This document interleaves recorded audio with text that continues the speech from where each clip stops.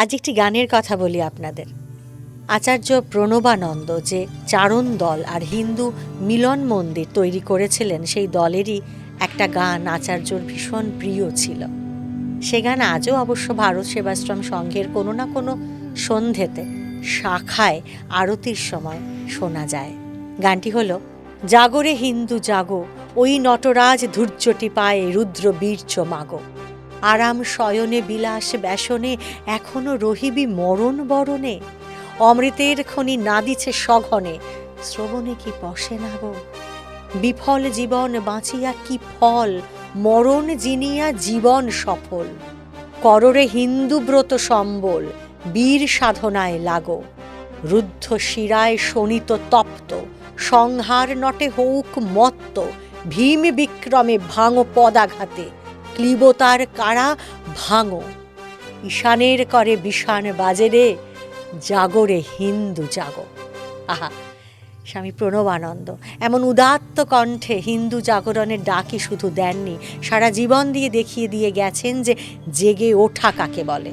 হাতে এক বিশাল ত্রিশূল নিয়ে গোটা দেশ জুড়ে আগুনের গোলার মতো ছুটে বেরিয়েছেন তিনি। হরিজন বা নমশূদ্রদের জোর করে মন্দিরে প্রবেশের অধিকার দিলেই যে রাতারাতি সমাজ সংস্কার হয়ে গেল, এই রাজনৈতিক ভণ্ডামিকে একেবারেই মানেননি তিনি। স্পষ্ট কণ্ঠে তিনি বলেছেন যে মন্দিরটা আসলে রাজনীতি দেখানোর জায়গা নয়, হিন্দুত্বের গৌরবও তাতে বাড়ে না। তাহলে মানুষের মধ্যে বৈষম্য নাশ করতে গেলে কি করা উচিত?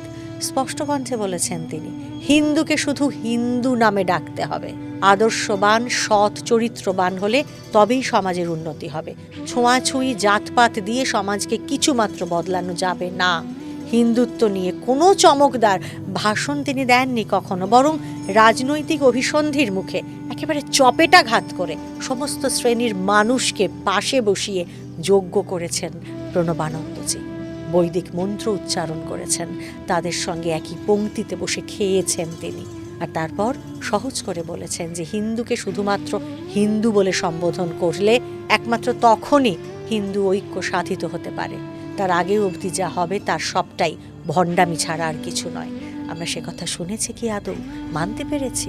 যদি পারতাম তাহলে আজ অন্তত তাকে নিয়ে রাজনীতি করার সাহস আমরা পেতাম না। সম্প্রতি আমাদের এই প্যাস্টেল স্পিরিচুয়াল চ্যানেলে মহাজীবনের কথা সিরিজে স্বামী প্রণবানন্দের জীবন নিয়ে আমরা আলোচনা করেছি, অবশ্যই শুনতে পারেন। ধর্ম নিয়ে, হিন্দুত্ব নিয়ে আমাদের যত ভুল ধারণা সমস্ত মুছে যাবে, কথা দিচ্ছি।